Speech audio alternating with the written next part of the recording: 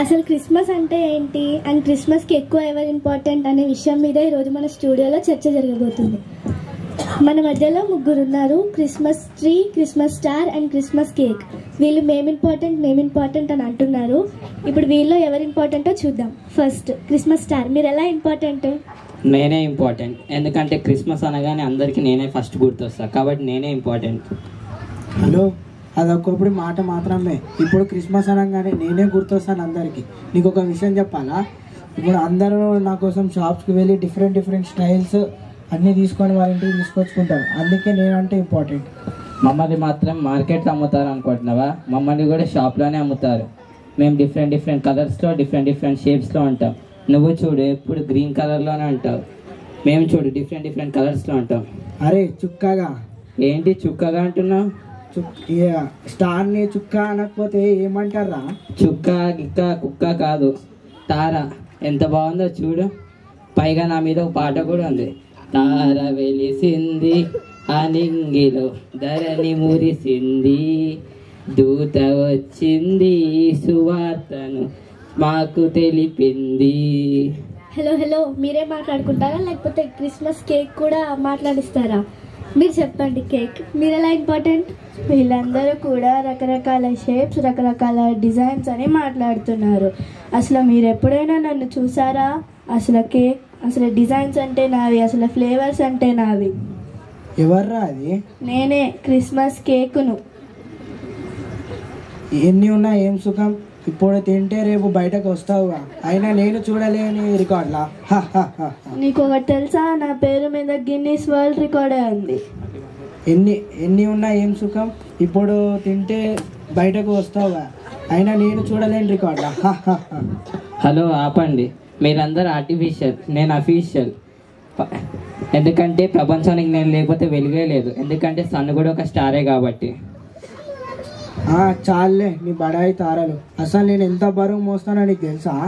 అన్న Christmas tree మీద gifts పెడతారు, కాటన్ పెడతారు, బల్బులు మోస్తాను, అన్నీ మోస్తాను. నా దరిద్రానికి నిన్ను కూడా మోస్తాను ఆఖరికి. అదేరా బాబు నేను చెప్పేది. నీకంటే అందంగా ఉంటా కాబట్టి నీ పైన నన్ను ఉంచుతారు. అందం గురించి మాట్లాడకండి, ఎందుకంటే అందరికంటే అందంగా ఉండేది నేనే ఇంపార్టెంట్. ఒరే కేకు, నీకు అవసరం అయితే ఈరోజు అందరి నోట్లో అందంగా ఉంటే రేపు ఎక్కడ ఉంటావో నీకే తెలీదు. అరే, ఈ పిచ్చి జనాలకి ఏం చెప్పాలరా? ఏమైందిరా? నన్ను వాళ్ళ ఇంటికి తీసుకెళ్ళి వాళ్ళ ఇంటి మీద ఇంకా క్రిస్మస్ ట్రీ మీద పెడతారు. నేనేమో చలికి వణుకుతూ ఉంటాను. పగలేమో ఎండకి, రాత్రేమో చలికి వణుకుతూ ఉంటాను. అందుకే నేనే ఇంపార్టెంట్. కాదు, నేనే ఇంపార్టెంట్. లేదు, నేనే ఇంపార్టెంట్. లేదు, నేనే ఇంపార్టెంట్. లేదు, నేనే ఇంపార్టెంట్. లేదు, నేనే ఇంపార్టెంట్. హలో, మీరు కొంచెం ఆగండి. మీ ముగ్గురులో ఎక్కువ ఎవరు ఇంపార్టెంటో మన మధ్యలో ఒక కాలర్ ఉన్నారు, వాళ్ళు డిసైడ్ చేస్తారు. కాల్ కనెక్ట్ చేయండి.